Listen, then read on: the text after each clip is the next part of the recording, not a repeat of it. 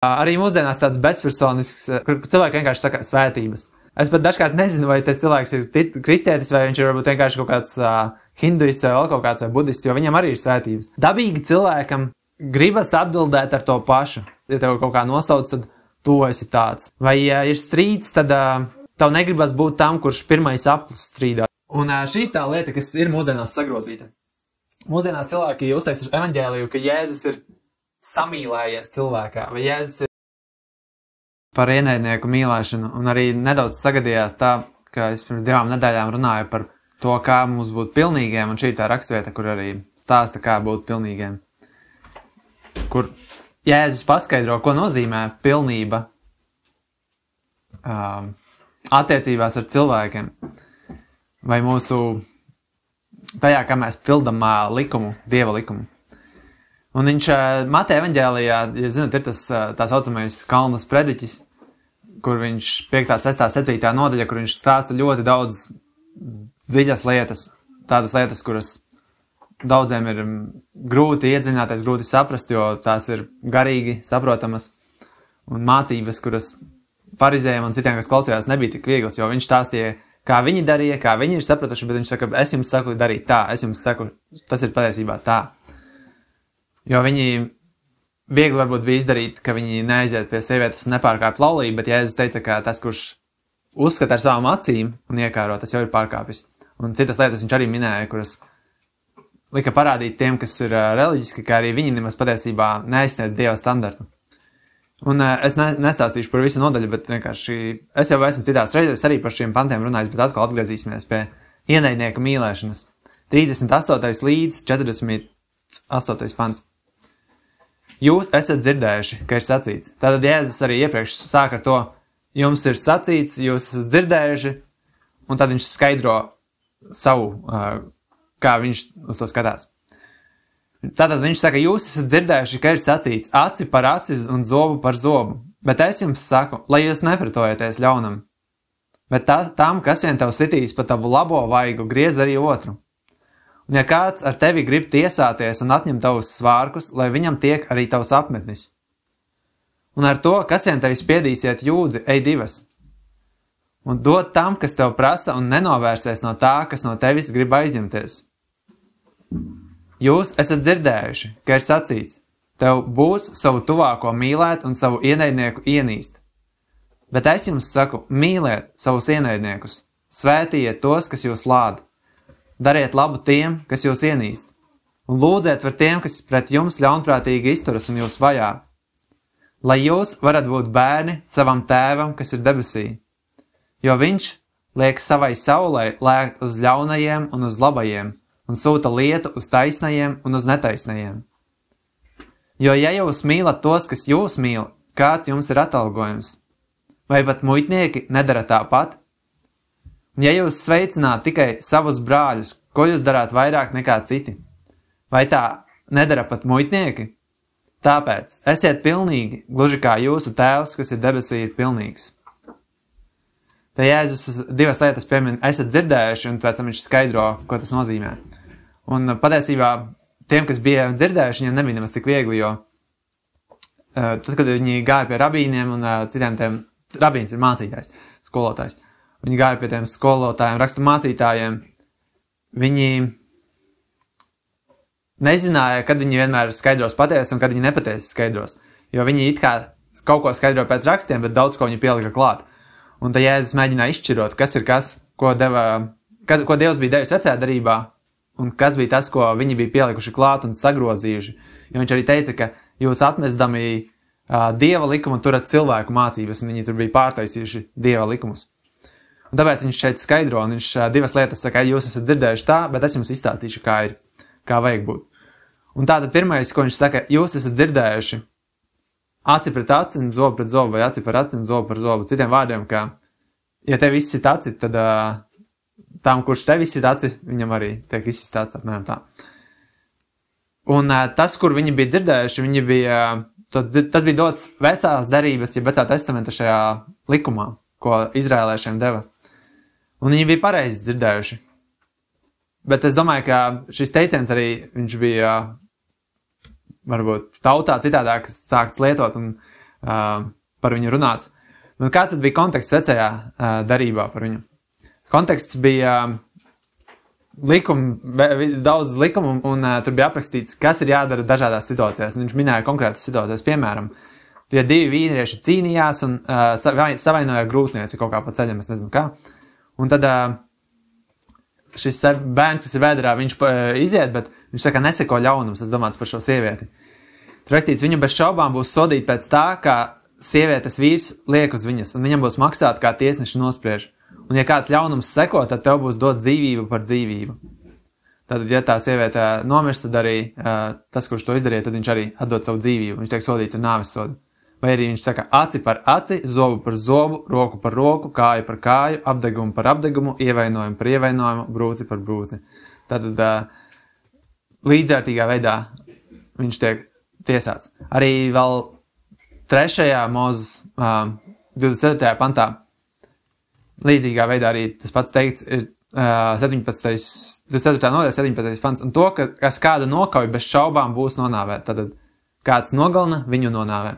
Un to, kas nokauj zvēru, būs atlīdzināta zvēru par zvēru. Tad arī tas pret to. Un ja kāds izraisa vainu savā tuvākajā, kā viņš ir darījis, tā viņam tiks darīts. Lūzumu par lūzumu, aci par aci, zobu par zobu. Kā viņš ir izraisījis vainu cilvēkā, tā viņam tiks atdarīts. Un jūs arī lasat jaunajā darbā, Jēzus arī stāsta par to, ja darat labu, un tad jums arī tiks atdarīts. Un tad viņš saka, jūs to esat dzirdējuši, un viņi bija pareizi dzirdējuši, jā, tāds likums bija, bet viņš saka, bet es jums saku.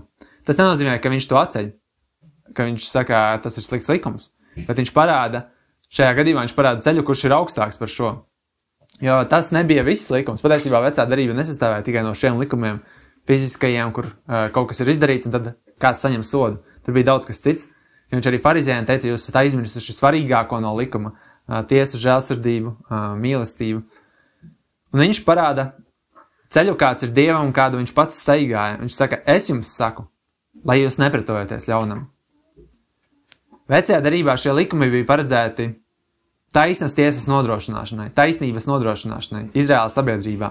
Tā nebija likumi vienkārši atriebies atriebības dēļ, bet tas bija tāpēc, lai ja šajā sabiedrībā ir noticis kāds ļaunums, lai ir zināms, kā izspriest taisnu tiesu. Ja kāds ir izdarījis tā, tad viņam tā arī pienāksies pretī. Bet šis likums nekādā veidā neaizliedz žēlastību un piedošanu. Jo tas pats likums arī daudzkārt, jūs lasat no 1. līdz 5. Mūzes, vairāk no 2. līdz 5. Tur bija daudz runāts par žēlastību, daudz runāts par to, kā skatīties uz savu tuvāko žēlastību un kāds Dievs ir, ka viņš saka, ka viņš ir žēlastīgs. Piemēram, arī sakām vārdos ir rakstīts tā, nesaki, es atmaksāšu ļaunu, bet gaidi uz to kungu, un viņš tevi izglābs. Un to mēs arī redzam dažādos cilvēkos, piemēram, Dāvidā, viņš arī, kaut arī Sauls viņam bija darījis visādi pāri, viņš viņam neatrieva, tāpēc, ka viņā bija šis Dieva gars, un viņš ar žēlastību pret viņu rīkojās. Un Dievs pats rādīja ar savu raksturu un darbībām, ka žēlastība ir vēlama. Bet tomēr bija šis likums, lai nodrošinātu taisnīgu tiesu. Un mūsdienās varbūt ir arī kaut kādi pārpratumi par šo likumu, kur aci pret aci, un tad tas tiek domāts, ka tas ir kaut kāds briesmīgs ļauns likums, bet tā patiesībā nebija. Viņš ir uztaisīts negatīvā nokrāsā, bet tas nav domāts, te nav fokus uz vardarbību vai uz atriebību. Tas bija par to, ka visi ir līdzvērtīgi likuma priekšā, neatkarīgi arī no stāvokļa. Ja tu esi nabags, tad nav tā, ka tev, ja tu kādam bagātiem izdari, tad tev jācieš, bet ja bagātais tev izdara, tad viņš necieš. Jo, piemēram, citās tautās tā bija dažādi tādi likumi, kur bagātie, ja viņš izdara kaut ko nabagajam, tad viņš var lētāk atpirkties. Piemēram, viņš viņu sakropļo, viņš var kaut kādā veidā lētāk atpirkties. Bet tad viņi tika sodīti vienlīdzīgi. Viņi visi izrēlēši bija, te runāts par Izraēlas sabiedrību. Nav runāts par ārējiem, par citām tautām, bet tieši par izrēlēšiem. Viņi visi tika sodīti vienlīdzīgi, un viņi bija vienlīdzīgi likuma priekšā. Bet Jēzus saka, es jums saku, un šāda likumu, kas ir augstāks. Šis ir mīlestības likums, kur mīli savus ienaidniekus. Un viņš saka, ja tev sit pa vaigu, viņš min dažādas lietas, ko tev varētu darīt, tas nenozīmē vienmēr visiem tā notiek, bet viņš saka, ja tev sit pa vaigu, nevis tu viņam sit pa vaigu, bet tu viņam pagriez otru vaigu. Vai arī viņš saka, ja tev ņem nost vienu apģērba gabalu, tad iedod vēl viņam. Ja tev spiež iet vienu kaut kādu gabalu jūdi, tad viņš saka, nevis spied viņu, bet ej divas. Un arī tāpat par apģērbu. Tu neņem viņam nost, bet tu viņam vēl vairāk dod. Un tas ir tāda lieta, ko parasti cilvēki nevar izdarīt vienkārši. Tas nav vienkārši parasti dabīgi cilvēkam izdarāms. Tas tikai tad, ja cilvēks reāli pie tā piedomā un piestrādā, vai arī, ja viņu vada Dieva gars. Es gribēju nedaudz arī atgādināt, man liekas, jums stāstīju par šīm brāļu draudzēm, kas bija viduslaikos un nedaudz pēc tam. Viņas bija uztaisījuši sev tādu vienu noteikumu, vai vairākus, tā teikt, noteikumus līdzīga veida, lai viņi ievērotu principā šo principu tikai, bet visādās dzīves sfērās.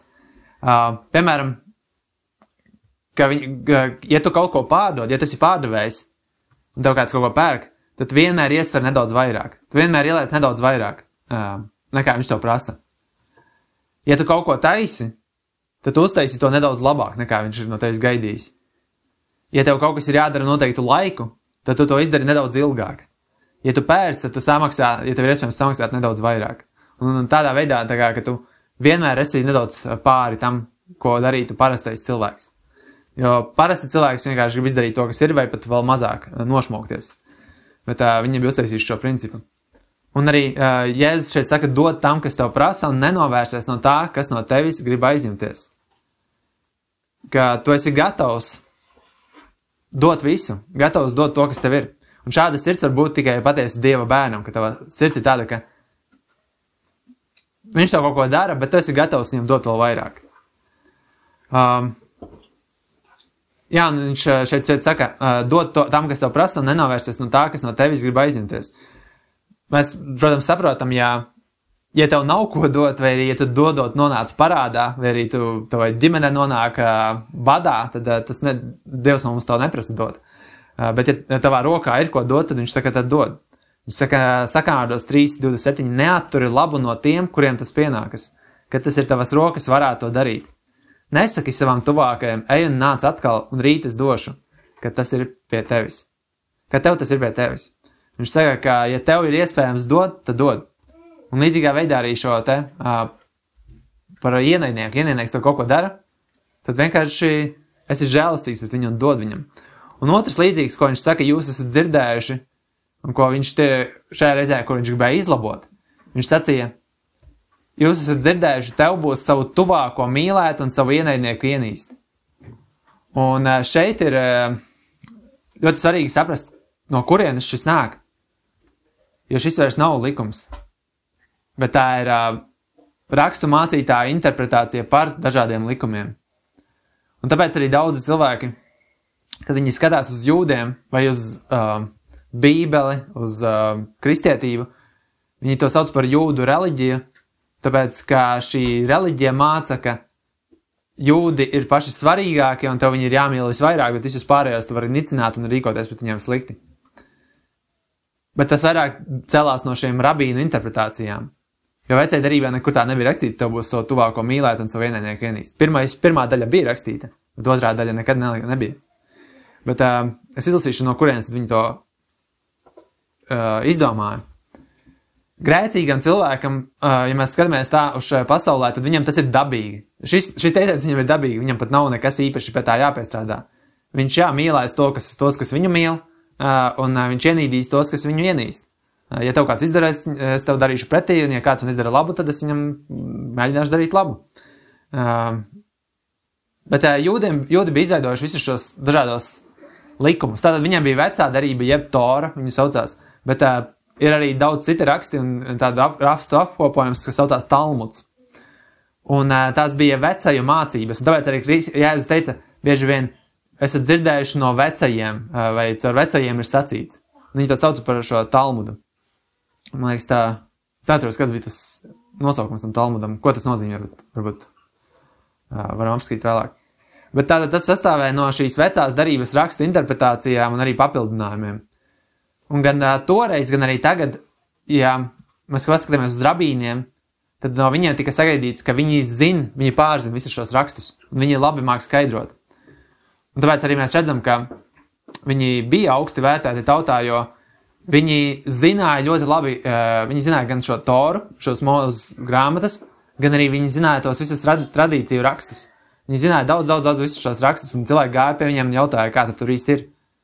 Un arī mūsdienās viņi ir augstā cieņā, un tāpēc arī Jēzus norāja šo cilvēku godāšanu, kur viņi saka, kur farizēji meklē tikt saukti rabī, ka viņi ir šie īpašie skolotāji tautā, un viņi var izskaidrot cilvēkiem, kā tad pareizi ir. Jo Dievs savu vārdu deva visiem saprotam, nevis tā, lai tikai ir viena noteikta grupa, kura var izskaidrot. Dievs grib, lai visi augšējā atziņā, kas tur ir.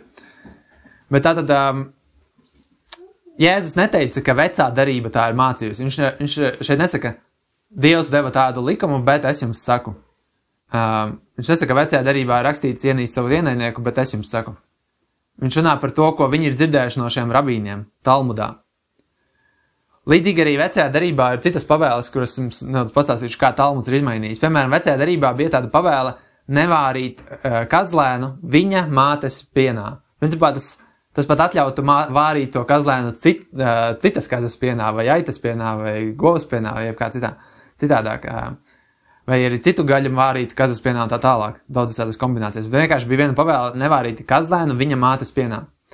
Jo tas arī neizklausās pārāk labi, tas izklausās diezgan nežēlīgi.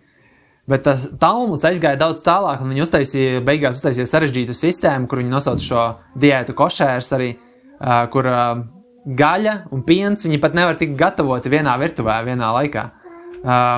Viņi nekad nedrīkst tik pasniegti kopā ēdieni, kur ir gaļa un piens. Tad interesanti, tā viņi aizgāja.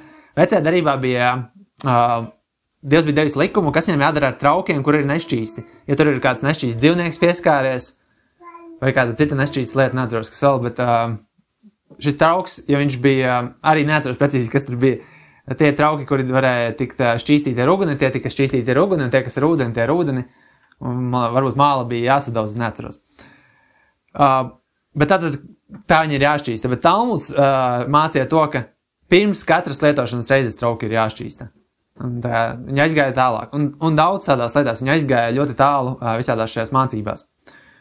Jēzus bieži norāja šos vecējus, ka viņi interpretēja likumu tādā veidā, kas noveda pie likuma nepaklausības. Tīpaši, piemēram, viņš teica, ka Dievs teicis, tev būs godāt tēvu un māti, bet jūs esat uztaisījuši tā, ka cilvēks var negodāt tēvu māti, un viņš tik un tā ir paklausīgs Dievam. Tad viņi aizgāja pilnīgi pretrunā.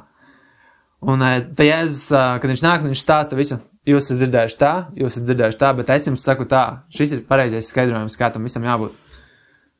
Un viņš arī ļoti skaidri norādīja šiem farizējiem un daudziem citiem, ka visa šī sarežģītā likuma sistēma, ko viņi bija izveidojuši, tā nekādā veidā viņiem neatsver to, ka viņu sirds ir ļauna. Viņš teica, ka viņu iekšiene, viņu sirds ir pilna ar netaisnību, mantkārību, izspiešanu un citām lietām. Jo viņi ignorēja patieso likumu, bet viņi teoretiski ievēroja šo milzīgo likumu kopumu, ko viņi bija uztaisījuši. Un tāpēc arī viņš viņus norāja par to. Bet runāja tieši par šo pantu, kur viņš saka, kur viņš saka, jūs esat dzirdējuši, tev būs savu tuvāko mīlēt un ienaidnieku ienīst. Pirmā puse mēs nepārprotami zinām, ka tas ir no Dieva un viss caur Bībelē tas ir pieminēts. Tev būs savu tuvāko mīlēt kā sevi pašu. Bet šo otro daļu, tas bija no šīs Talmuda, un ir divas vietas, kur pieminēts. Man liekas, pat 3 vietas, kur Talmudā pieminēts, un to var atrast. Piemēram, viens tāds, kur šie rabīni māca, kad viens cilvēks grēko pret otru, viņš nedrīkst viņu ienīst savā sirdī un klusēt. Tā teikts par bezdēvīgajiem. Absaloms nerunāja ar Amnonu, bet ir pavēlēts to viņam darīt un viņam teikt, kāpēc tu man to esi darījis? Kā teikts, un it kā viņš citā no vecās darības norājot, tev būs pārmācīt savu tuvāko. Un ja viņš atgriežas un vēlas, lai viņš viņam piedod, tev nebūs būt nepielūdzamam un nežēlīgam. Bet ja viņš daudz reizes viņu pārmāca un viņš nepieņem viņa pārmetumus un neatgriežas no sava grēka, tad ir likumīgi viņu ienīst. Tad viņi izstrādāja veidu, kā drīkst ienīst. Ja tas cilvēks nav nožēlojis, ko tu dari, ko viņš ir tev izdarījis, un tu neesi viņam piedevis, tad tu viņu drīkst ienīst. Tā viņa atļāva. Vai arī vēl cits tāds interesants citāts arī. Ik viens gudra cilvēka māceklis, kurš neatriebjas un neizturas kā čūska, tas ir paskaidrojumā teikts, viņa sirdī nav naids kā čūskai, nav gudra cilvēka māceklis.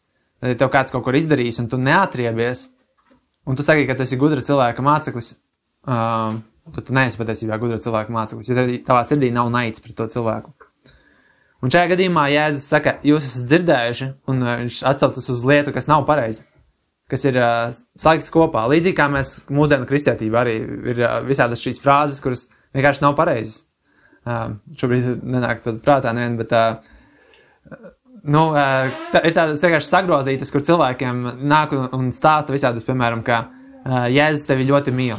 Un ir pareizi, ka Dievs mīlē šo pasauli un tam līdzīgi, bet nav tādas mācības, kur jāiet stāstīt grēciniekam, ka Jēzus tevi mīl. Un arī es citā vienā reizē runāju par Jeruzāli un Izraēlu, kur cilvēki izrauj no konteksta un saliek un kopā un to iztaisa kā mācību grēciniekiem. Un šeit viņš izlabo un viņš saka, bet es jums saku. Un viņš saka, bet es jums saku mīlēt savus ienaidniekus, pilnīgi pretējais.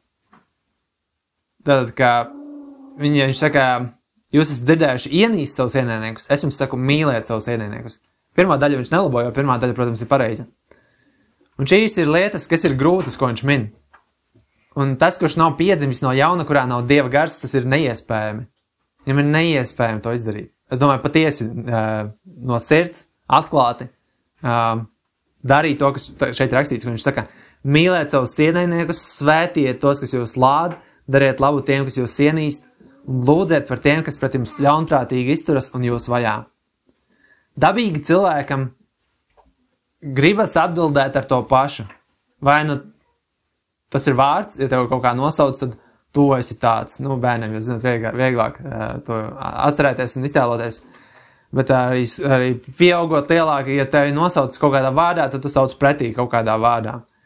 Vai ja ir strīds, tad tev negribas būt tam, kurš pirmais apklus strīdā, tev gribas būt tam, kurš pēdējais pasaka kaut kādu lietu, kas tā kā pabeigtu šo strīdu. Vai,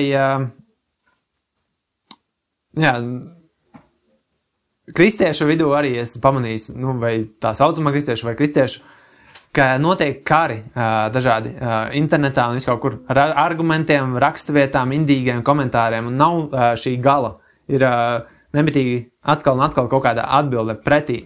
Nav fizisks, varbūt sitiens pa vaigu, nav spēriens, nav kaut kas tāds, bet ir visu laiku kaut kāda tādas indīgas piezīmes un otra saukšana par neglābtu un vēl visādas citas. Tas nav gluži tas, uz ko Kristus aicināja. Jo Kristus iedod diezgan skaidras vadlīnijas, kas mums jādara. Piemēram, arī jaunai darībā citēt ir teikts, ka tas, kurš turās pie ķecerīgām mācībām, vienreiz vai otrais pamācīs, noraidi. Bet gribas taču vēl viņam pateikt, viņš pasaka kaut ko vēl to pretī muļķīgu un gribas atbildēt uz šo muļķību. Gribas vēl viņam pateikt, kā tad viņš nesaprot. Bet Jēzus mums māca tā. Vai arī, ja brālis grēko, viņš teica, tad ej un viņu norāja par šo grēku. Ja viņš pret tevi kaut ko izdarīs, nevis dari pretī, bet ej un viņam pastāsti, ko viņš izdarīs nepareizi. Un, ja neklausās, tad ej, ņem vēl vienu vai divus citus. Protams, tas ir iespējams tikai draudzē. Realitātē šajā pasaulē tas nav iespējams, jo kas notiks, ja viņš neklausīs to vienu un divus citus, uz kuriem tu viņu vedīsi? Uz kaut kādu draudzes, kur viņš neiet? Tas nav iespējams tikai tādā draudzē, kur cilvēki iet. Bet viņš saka tātad, lai mēs neiesaistamies dusmīgā vārdu apmaiņā, kas nekur neaizved. Šos likumus Dievs ieviesa mūsu pašu labumam. Patiesībā mūsu pašu interesēs un mūsu labsajūtai ir mīlēts mūsu ienaidniekus. Jo naids mūsu pašus iznīcināt tādā veidā. Un arī šīs lietas, lai mūsu attiecības tiktu regulētas pareizā veidā. Kā mēs ar brāļiem rīkojamies, kā mēs rīkojamies ar ķeceriem, kā mēs rīkojamies ar vienu citu, kurš ir kaut kādā grēkā, nepareizā mācībā, ka mums nav nemitīgi jāiet un jākaro ar viņiem. Jāiesaistās emocionālos strīdos un argumentos. Jēzus tā nedarīja, viņš bija savaldīgs un viņš arī aicina mūs savaldīties. Un Bībelē daudz runā par šo lietu, kā savaldība un atturība. Piemēram, sakām vārdos ir teikt, tas, kas nevalda pār savu pašu garu, ir kā pilsēta, kas ir nolausta un bez mūriem. Tas ir cilvēks, kurš nevar nokontrolēt, ka viņš atstāsies no strīda. Viņš nevar apstāties no tā, ka viņš pasaka pēdējo lamu vārdu vai kādu citu sliktu vārdu vai vēl kaut ko. Bet te viņš rakstīts, ka tā ir kā pilsēta bez mūriem. Tad tā kā izpostīt, praktiski kā nolaust, viņš saka. Tāda, kur viss var nākt iekšā un ārā. Jo senāk bija šie mūri, kas kaut ko ieslēdz un neļauj nākt iekšā vai ārā kaut kādām lietām. Un arī gara auglis ir rakstīts, ka gara auglis ir atturība, jeb paškontrole, savaldība. Kad tu spēj izvērtēt, vai tajā situācijā tev ir kaut kas jāatbild pretī, vai tev nav nekas jāatbild pretī. Vai kā tev ir jāatbild pretī. Un tātad Jēzus šeit dod pavēli, viņš saka, bet es jums saku, nevis ienīstiet savus ienaidniekus, bet mīliet savus ienaidniekus. Un 4 lietas tātad viņš saka, mīliet savus ienaidniekus. Pirmkārt, šī mīlestība. Un gluži tā kā Jēzus to darīja un atdeva savu dzīvību. Un šī tā lieta, kas ir mūsdienās sagrozīta. Mūsdienās cilvēki uztaisa evaņģēliju, ka Jēzus ir samīlējies cilvēkā, vai Jēzus ir ieķēries cilvēkā, vai vēl citos līdzīgos vārdos samaitā šo Dieva mīlestību, kāda viņam ir pret cilvēkiem. Kā viņi saka, ka Jēzus bija tik traks pret tevi, ka viņš gribēja tevi tik ļoti izglābt, vai kaut kādas tādas lietas viņas stāsta. Bet tā ir raksta sagrozīšana. Jo tas, ko mēs lasām rakstos, tas ir citādāk šī mīlestība, kas parādās. Tā nav šī romantiskā vai kaut kāda tāda veida mīlestība, kur tu esi galīgi samīlējies un ieķēries un citiem vārdiem, kā varbūt noraksturot. Un tu nespēji bez tā cilvēka dzīvot. Dievam tā nav ar grēciniekiem. Dieva mīlestība izrādās citādāk. Piemēram, Romiešiem 5. nodaļā ir rakstīts, ja viņš mīlēja grēcinieks, bet kā? Jo kad mēs vēl bijām bezspēcīgi, savā laikā Kristus mira par bezdievīgajiem. Jo par taisno kāds tikko mirtu. Vēl varbūt par labu cilvēku kāds pat uzdrīkstētos mirt. Bet Dievs savu mīlestību pret mums uzteica tajā, ka kamēr mēs vēl bijām grēcinieki, Kristus nomira par mums. Tad daudz vairāk, būdami tagad taisnoti caur viņa asinīm, mēs tiksim glābti no bardzības caur viņu. Jo, ja kad mēs bijām ienaidnieki, mēs tikām samierināti ar Dievu caur viņa dēla nāvi, daudz vairāk, būdami samierināti, mēs tiksim glābti caur viņa dzīvību. Tad viņš uzsver, ka mēs bijām ienaidnieki. Tātad pretī Dievam, mēs ienīdām Dievu. Mēs viņam turējāmies pretī viņa likumiem, bet Jēzus nāca un mira. Viņš parādīja savu mīlestību. Un tā nav šī, kā es saku, romantiskā vai pieķeršanās mīlestība, bet tā ir gatavība par saviem ienaidniekiem dot visu, kas tev ir, visu, kas ir tavs. Jo Jēzus atdeva savu dzīvību, viņš mira mūsu dēļ. Viņš atdeva to lielāko, ko viņš varēja atdot. Jo ko tad cilvēks vēl var atdot, ja viņš atnāca šeit uz šīs pasaules? Viss pārējais viņam apkārt ir, tā teikt, iedots, bet šī dzīvība viņam ir, tā viņam pieder līdz brīdim, kad viņš viņu pazaudē, tā teikt.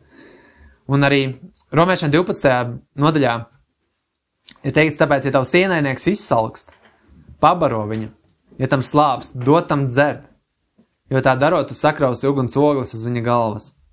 Tātad, ka tu esi gatavs viņam dot.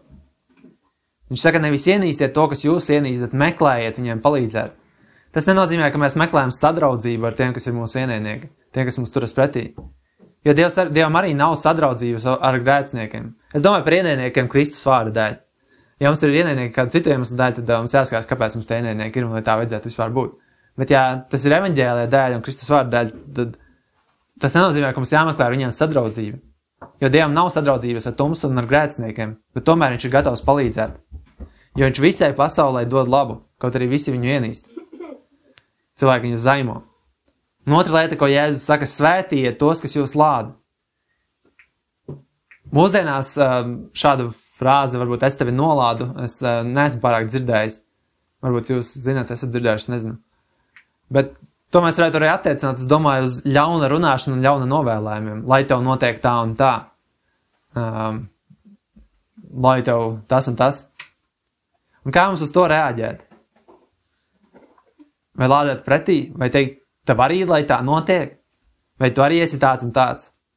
Vai arī apvaldīties? Un Jēzus aicina citādāk. Viņš saka, svētījiet tos, kas jūs lāda. Un es gribu nedaudz piezīmi vienu iespraust šeit pa vidu, ka aicināšana uz nožēlu un atgriešanos no grēkiem nav ļauna novēlēšana, tā nav lādēšana, bet cilvēki dažkārt to kaut kādā veidā sagriež otrādies. Ja tu cilvēku aicini nožēlot grēkus, vai aicini atgriezties no grēkiem, vai arī pasaki, ka ja viņš nenožēlos, viņš nonāk sellē, tad viņi saka, tu mani sūti uz elli, vai tu mēģini mani izšaubīt ticību, vai dažkārt cilvēki vēl vairāk saka, tas ir sātana uzbrukums. Bet tā nav lādēšana, tas nav tas, par ko Jēzus šeit runā. Jo tas ir, tad, kad tu cilvēkam parādi viņa grēku vai aicina viņu uz nožēlu, tad tā ir gaismas spīdināšana tumsā. Un patiesībā ir ļoti bīstami saukt, ja kāds tev aicina nožēlot grēkus, ļoti bīstami to saukt par sātanu uzbrukumu, jo tas būtu svētais gars, kas uz tevi runā, un tu vaino sātanu. Bet ja mums kāds novēl ļaunu, patiešām ļaunu, un lamā un nievā, kas mums jādara? Viņš saka, svētījiet. Svētīt, tas nozīmē runāt labu un vēlēt labu. Es domāju, protams, neliekuļojot un neklusējot arī par patiesību. Ka, ja kādam cilvēkam ir jāzina par grēku, tad viņam tiek darīt zinām. Bet, kad esi gatavs viņam vēlēt labu, kad esi tiešām vēlēs šim cilvēkam, lai viņam labi klājas. Ne ar ļaunu attieksmi, bet ar patiesu mīlestību par šo cilvēku. Es nevaru šobrīd izdomāt daudz piemērus, bet piemēram, tu varētu teikt, ja tā kāds tev kaut ko uzbruk, vēl kaut ko saka, lai tev jauka diena vai kaut ko tam līdzīgu. Nevis pretī tieši to pašu, ko viņš tev saka. Arī mūsdienās tāds bezpersonisks, nezinu, man liekas, no tāda vajadzētu izvairīties, kur cilvēki vienkārši saka svētības. Es pat dažkārt nezinu, vai tas cilvēks ir kristietis, vai viņš ir varbūt vienkārši kaut kāds hinduists vai vēl kaut kāds vai budists, jo viņam arī ir svētības. Bet cilvēki bieži vien saka svētības. Bet es nedomāju, ka tas ir tāds labākais variants, tad drīzāk, lai Dievs svētī vai lai Dievs, lai tev dod to un to vai kaut kā tā. Bet tā jābūt kaut kam tādam, ko tu tieši viņam novēli, arī savam ienaidniekam. Un trešā lieta, ko viņš saka, dariet labu tiem, kas jūs ienīst. Un pirmkārt, es gribētu uzsvērt, ja neviens tevi neienīst Kristus vārda dēļ, tad vai tu vispār esi viņa māceklis? Ja neviens neskatās uz tevi ar šaubām vai aizvainojumu vai naidu vai kādu tādu emociju, ka tas, ko tu dari, nav pareizs un man nepatīk tas, ko tu dari. Vai tu esi Kristus māceklis, vai tu viņam seko? Jo Jēzus teica, ka pasaule jūs ienīdīs, jo pasaule ienīda viņu. Vai tāpēc, ka viņš sludināja par mīlestību? Nē, tāpēc, ka viņš norādīja, ka viņa darbi ir ļauni. Tā ir rakstīts Jāņa evaņģēlijā, ka pasaule viņu ienīda, tāpēc, ka viņš norādīja, ka viņa darbi ir ļauni. Un līdzīgā veidā viņš saka, arī jūs pasaulē ienīdīs, tāpēc, ka jūs esat zemes sāls, pasaules gaisma. Bet tad pirmkārt, jā, ļoti svarīgi paskatīties, vai tev ienīst vispār Kristus vārda dēļ. Jo var arī ienīst citu lietu dēļ, piemēram, ka tu esi slings, vai ka tu esi rupšs, vai ka tu esi neusticams, vai vēl kaut kādas lietas, un cilvēkiem nepatīk tādas lietas, un jā, tas varbūt it kā iemesls ienīšanai. Bet jautājums ir, vai ir patiesas iemesls, vai ir šis iemesls, ka tu esi Kristus māceklis. Jo, ja ir šie pārējie iemesli, tad tev pašam ir jānožēlo šīs lietas un jāmeklē darīt labu. Bet otrkārt, kas tad jādara, kad ienīst? Un viņš saka, dariet labu. Turpiniet darīt labu. Ja tev ir kādi cilvēki, kur bijušas neitrālas, piemēram, attiecības vai varbūt pat labas, un tu viņam esi darījis labu, un viņš tevi sāk ienīst. Vai tev jāpārtrauc darīt labs? Nē, tev ir jāturpina darīt labu, neņemot vērā šo naidu. Jo šeit arī viņš romiešiem saka, ja tavs ienaidnieks izsalkst, pabaro viņu, ja tavs lāvs dod tam dzert. Tas ir darīt labu viņam, kad ir iespējams. Jo Dievs arī tā dara. Jo mēs taču visi bijām viņa ienaidnieki. Viņš saka, lai jūs varat būt bērni savam tēvam, kas ir debesī. Jo viņš liek savai saulē lēkt uz ļaunajiem un uz labajiem un sūta lietu uz taisnajiem un netaisnajiem. Uz visiem saviem ienaidniekiem Dievs dod sauli un lietu. Nav tāda zemes nostūra, kur nebūtu viņa saule. Un lietus arī visur ir. Viņš saka, ka viņš pat tūkstnesī sūta lietu, kur nevienam nevajag it kā. Mēs senāk bijām naidīgi.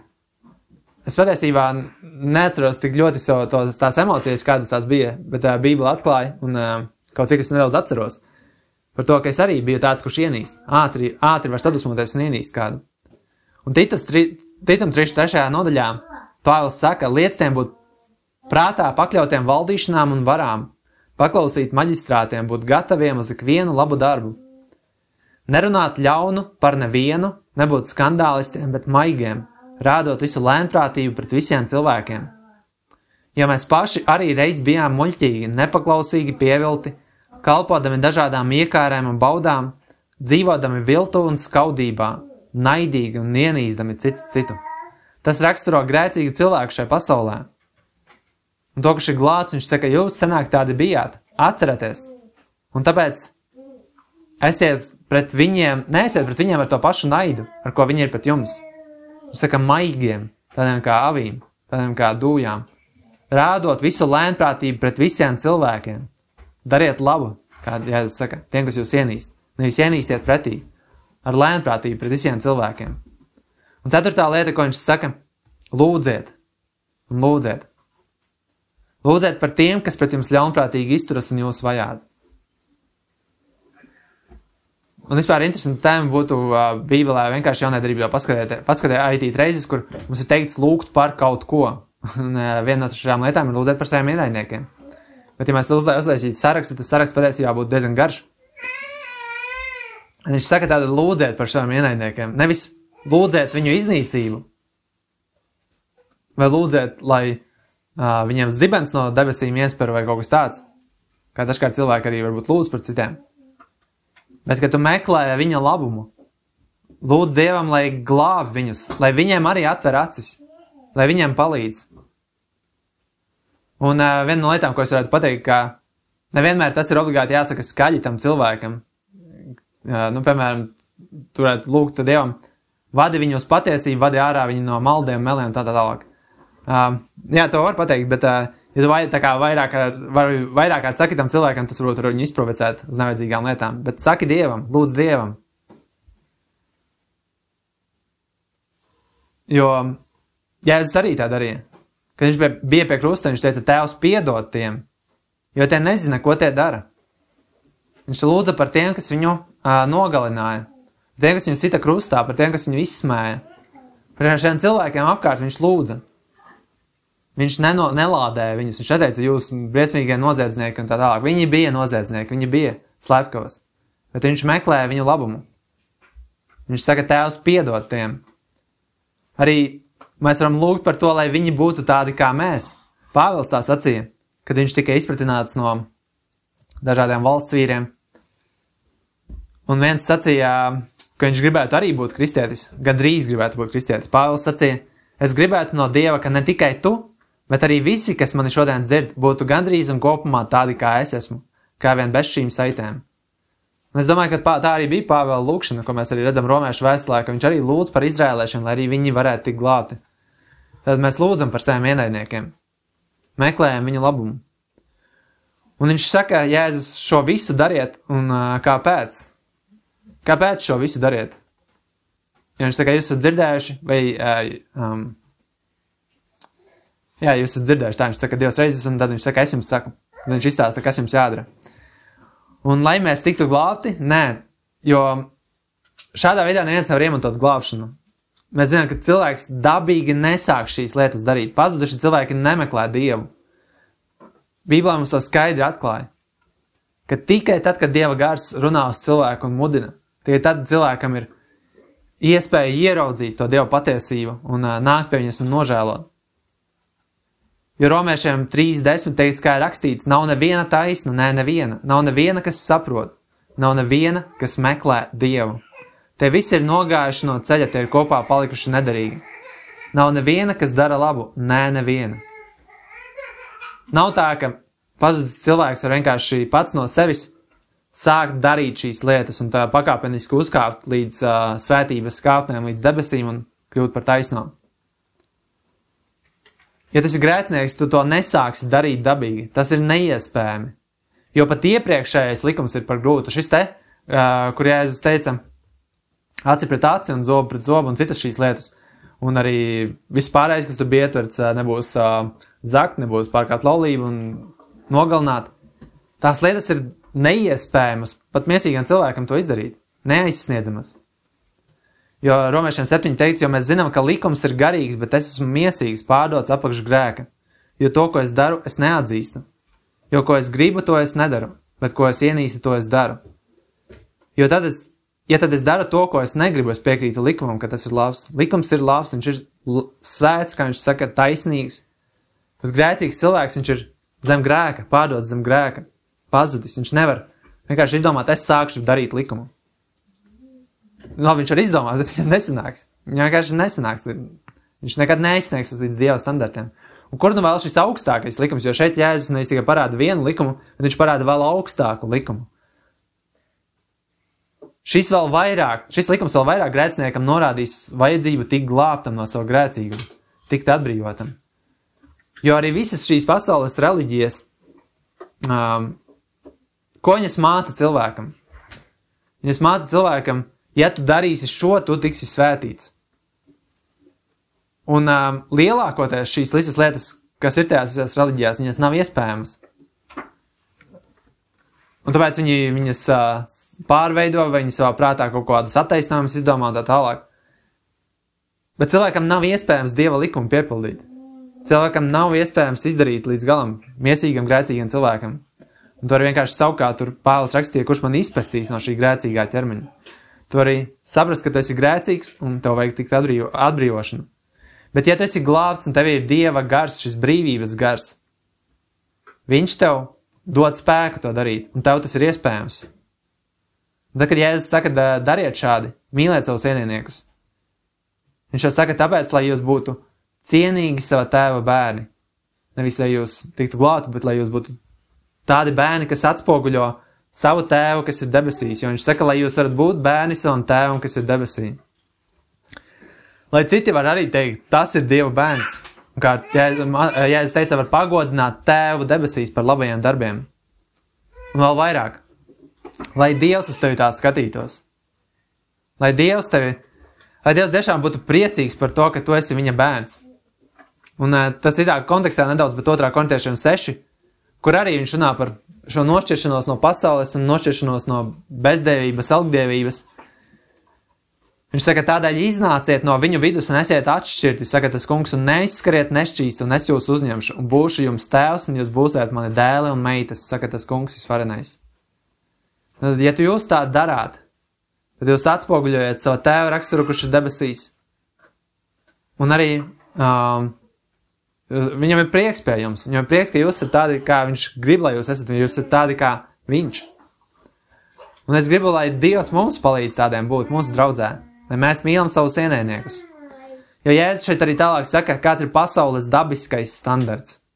Viņš saka, jo ja jūs mīlat tos, kas jūs mīl, kāds jums ir atalgojums, vai pat muitnieki nedara tāpat, ja jūs sveicināt tikai savus brāļus, ko jūs darāt vairāk nekā citi? Vai tā nedara pat muitnieki? Tātad viņš saka, kur visi apkārt ir dažādi cilvēki, un viņi šādi dara. Viņi mīl savus draugus, viņi mīl tos, kas viņus mīl, un viņi ienīst tos, kas viņus ienīst. Viņi sveicina tos, kas viņus sveicina, viņi sveicina savus radiniekus un tā tālāk. Bet viņš saka, ko jūs darat vairāk nekā citi? Šis likums ir kaut kas vairāk. Pat muitnieki, kā viņš saka, muitnieki bija zemākā sabiedrības šķira. Es nesen tieši arī sanāca papētīt vairāk par muitniekiem. Es jums esmu stāstījis par muitniekiem, bet es nebiju līdz galam, varbūt citu aspektu ieraudzījis, kaut kas tur bija. Bet tur bija tāda situācija, ka Romā nebija tādā vids vai kaut kāds cits nodokļu sistēma kā mums, ka mēs tur samaksājām nodokļus, bet viņiem bija muitnieki, nodokļu ievācēji, un valdība vienojās ar šiem muitniekiem. Principā iztēloties tā, ka sanāk kopā kaut kāds bars ar cilvēkiem, kuri grib būt muitnieki, viņi nav ievēlēti, un tad valdībā viņiem ļauj solīt, kurš uzsolīs augstāk, tas būs šis muitnieks tajā konkrētajā apgabalā. Un viņš ir uzsolījis, un tagad viņam ir jāsamaksā šī summa valstī, un tad viņš iet pie cilvēkiem, un viņš mēģina dabūt no viņiem, un viņš mēģina ar visiem līdzekļiem dabūt no viņiem. Viņš krāpj, un viņš izspiež, un rekets, un vēl vis kaut kādas lietas. Un tā kā muitnieki bija nicināmi, jo viņi vienkārši, pirmkārt, viņi sadarbojās ar Romas valdību, un otrkārt, viņi izspieda no cilvēkiem, viņi krāpās. Un viņi bija tāda teikt zemākā šķira. Bet viņš saka, bet viņi arī mīlēja savus tuvākos. Muitnieki arī mīlēja savus draugus. Un viņš saka, ar ko jūs esat labāk par muitniekiem? Pat viņi tā dara, pat viņiem tas ir dabīgi. Visiem pārējiem. Tad viņš saka, jums nē, jūs esat pilnīgi, kā tēvs ir pilnīgs. Viņš runā par šīm lietām, lai mēs esam pilnīgi. Un tad es jums atkārtošanai vienkārši nosaukšu visas šīs lietas. Viņš saka, nepretojieties ļaunam, dod tam, kas tev prasa, mīliet savus ienaidniekus, svētiet tos, kas jūs lāda, dariet labu tiem, kas jūs ienīst, lūdziet par tiem, kas pret jums ļaunprātīgi izturas un jūs vajā. Un lai Dievs dod mums tā darīt. Āmen.